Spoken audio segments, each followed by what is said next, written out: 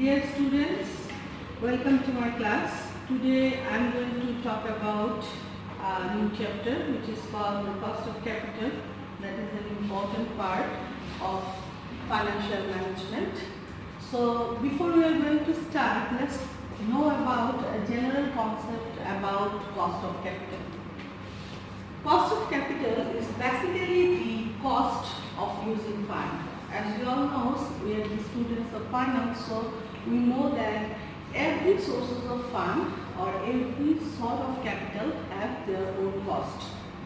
So we can define cost of capital as the minimum rate of return that must be earned from any investment project.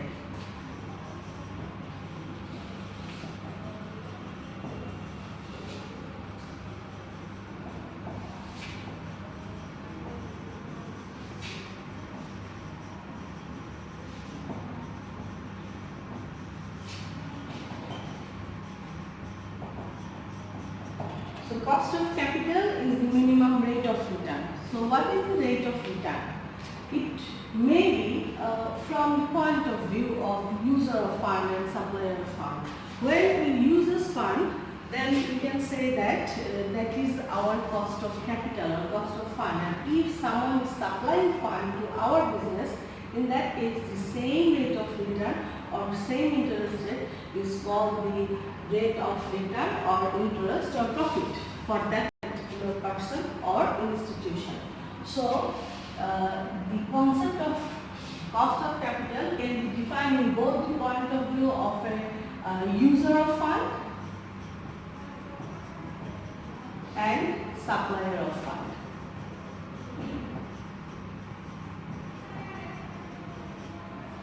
For user of fund, this is called cost of capital. The expense or the cost uses or provided to the supplier for using that particular fund. And for supplier of fund, the same amount of money or the same rate of interest is known as the rate of interest or rate of return. And that is why cost of capital should be the minimum rate of return from any investment project.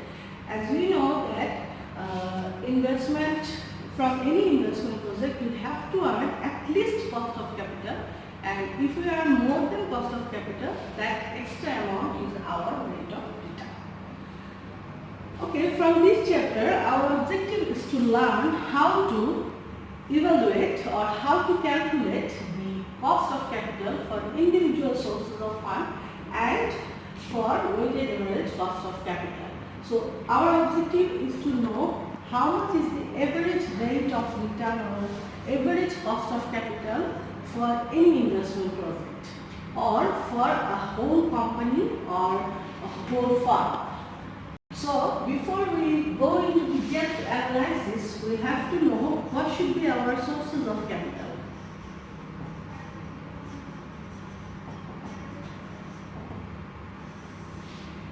When we think about cost of capital, basically in financial management, our concern is the calculation of long-term cost of capital, long-term capital's cost.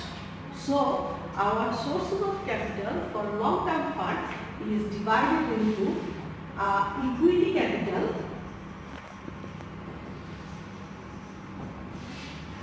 and other capital. So what about equity capital? As we all know that for any public limited company, equity capital is the common stock or equity fund. It consists of common stock, preferred stock, sometimes preferred stock, because as you know all that preferred stock is a fixed rate income security. So debt capital consisting of bond and derivative.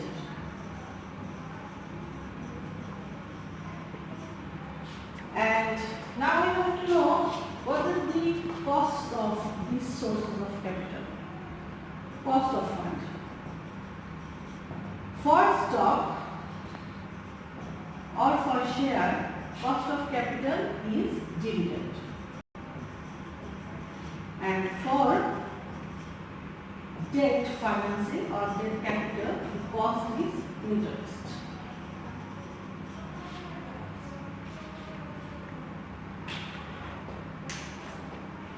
So, when we think about cost of fund, we have to know some basic features or some basic rules of a security, that is redeemable and irredeemable security. Before we are going to learn how to calculate or how to know about the cost of fund, we may ask ourselves about a redeemable security and an irredeemable security.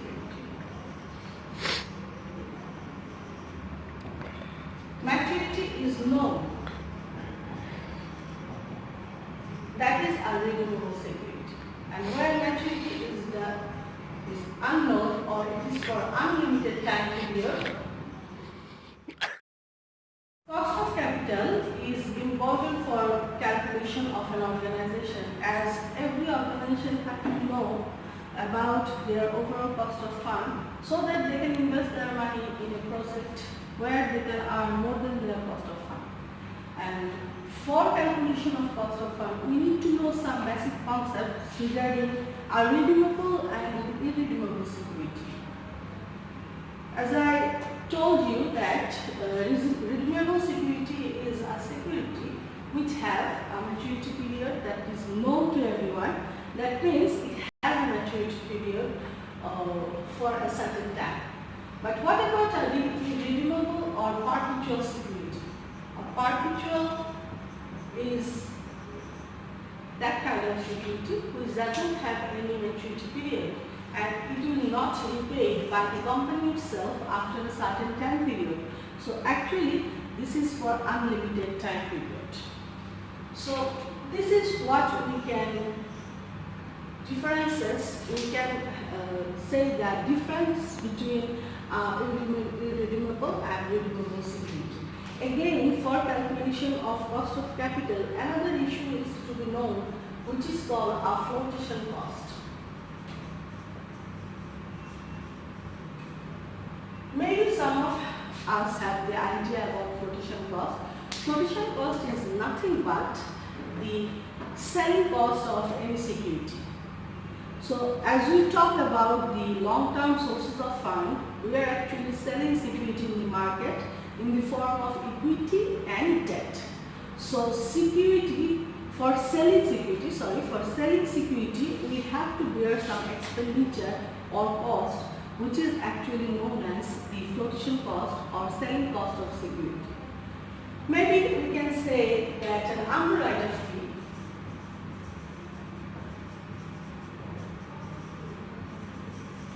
is a flotation cost. As we all know that what is an underwriter fee? Who is an underwriter? An underwriter is no one else an investment banker. His responsibility is to sell the security on behalf of a particular company.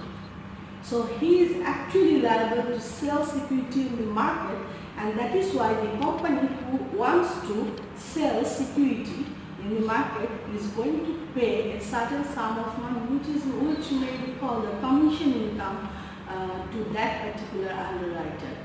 In our country, most of the commercial banks who have a security house, they are actually responsible. They take the responsibility to sell security on behalf of the different companies working in Bangladesh, and they have charged a certain sum of money for that particular work. So they are actually working as an investment banker in that context. Okay, so now we are going to calculate the individual cost of capital. As you all know that we are dividing our total capital into 4 different parts, and that is common stock, preferred stock, debt capital, and another one which is called our retained earnings.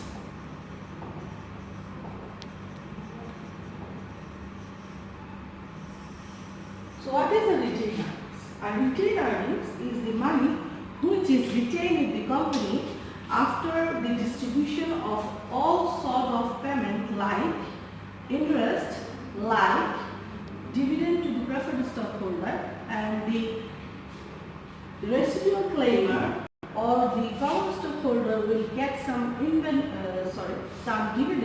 from this after tax profit, and if the companies pay dividend to the common stockholder who is the residual claimer, after that if they have some sort of money retained in the organization which is invested or used in next year, which is transferred ultimately to the balance sheet, then this amount is known as retained earnings. We have to find out the cost of retained earnings, because if we retain this organization with the organization as the source of capital, there should be some cost, and this cost may be similar to like an opportunity cost. As you all know that an opportunity cost is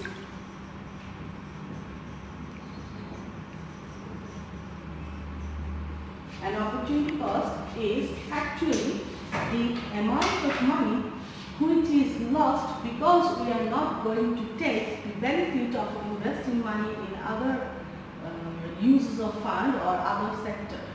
So retained earnings may be associated with an opportunity cost. Anyway, now we are going to calculate the individual cost of capital. The first one should be the cost of debt capital.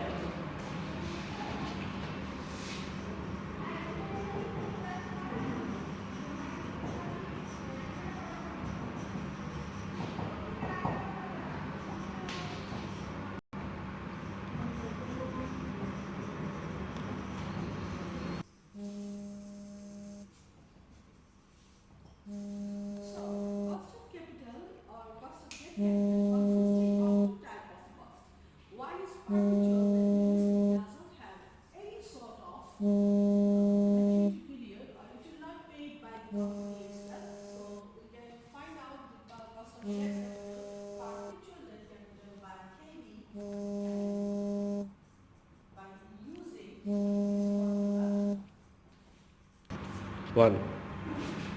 So at first we are going to calculate about the perpetual debt capital that does not have any maturity period. In this formula we are going to calculate the after tax cost of debt capital. So we can use an example. Suppose a company is going to sell a security of 1,000 taka. So and it will offer a 10% interest rate. So if that is happened, I equals to 1,000 into 10% interest. 1,000 is the face value of the security or debt capital. So that is 100 taka. If the tax rate is 40% and if the market price or the discounted price of that particular debt capital is 90 taka and the flotation cost of the company or issuing the security of that particular company is 5 taka, then our second value is 85 taka. And in that way we can find out the cost of debt capital after tax, and that will be actually the formula. And interest, I is equals to interest, T is equal to tax, and SV is stands for selling value. There is an important thing that selling value can be calculated as net sale value. Net sale value is actually can be calculated as face value minus discount price or plus premium price minus quotation cost.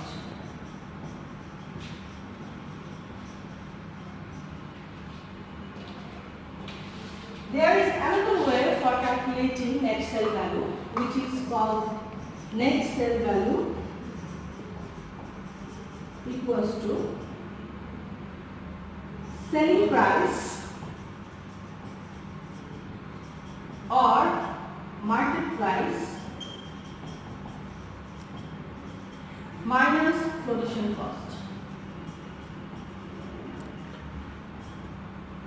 So that is how we can calculate the after-tax debt capital cost. And if we have the information about the face value, the market price, discount or premium price, and tax rate, and finally if there is any flotation cost occur in case of selling security in the market. One. Now we can move on to the calculation of redeemable debt capital. So redeemable debt capital can be calculated like by using this formula.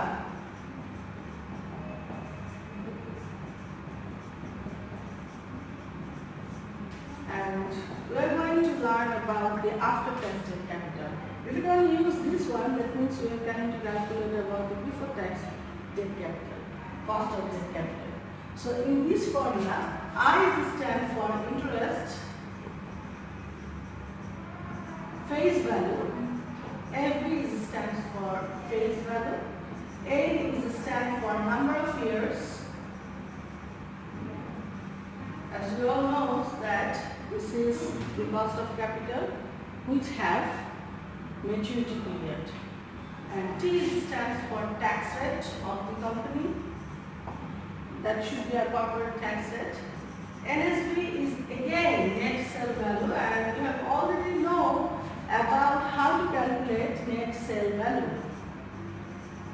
For your concern, there is divided by 2. So net sale value again it can be calculated by face value minus premium discount price or plus premium price and minus production cost. And if we do not have if we do not have premium or discount price, but we have the market price or selling price, in that case we can deduct cost of fluctuation cost from that particular market price or selling price, and we can calculate net sale value. So that is the end of the first one, which is called the cost of debt capital. One. The second one is cost of preferred stock. Again, we have to calculate the redeemable and perpetual cost of preferred stock. So first one should be perpetual preferred stock. The cost of perpetual preferred stock.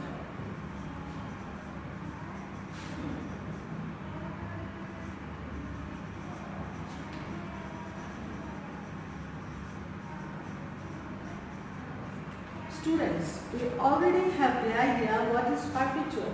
Perpetual means the security that do not have any maturity period.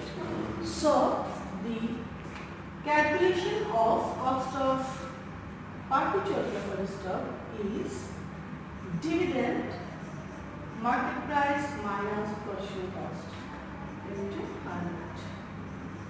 So, in this formula, KP is stand for cost of preferred stock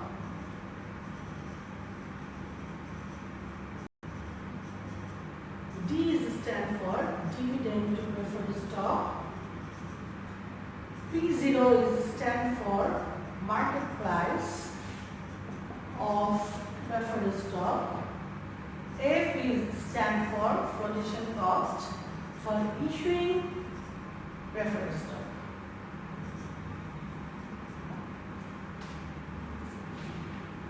The second one is cost of redeemable preferred stock.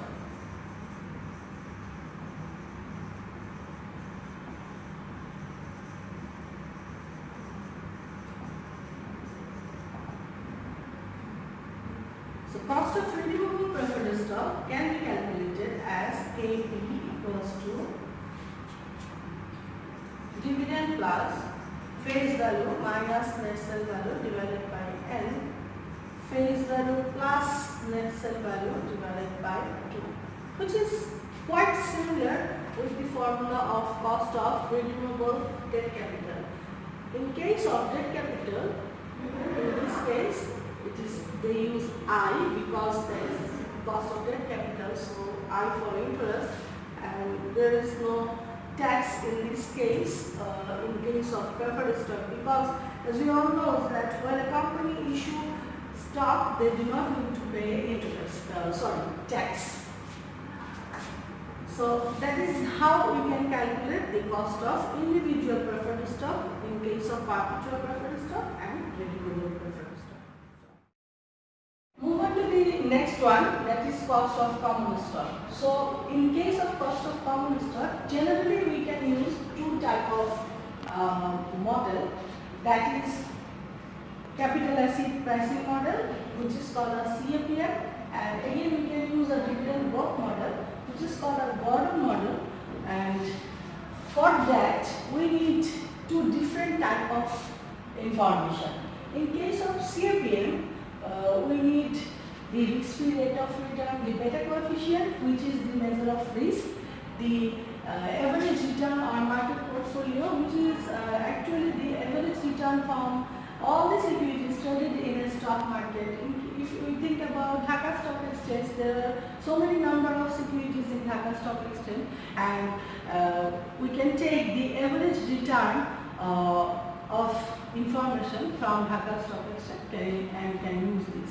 In case of risk-free rate of return, as you all know that only the government securities are risk-free securities, and return from any government security is risk-free rate of return.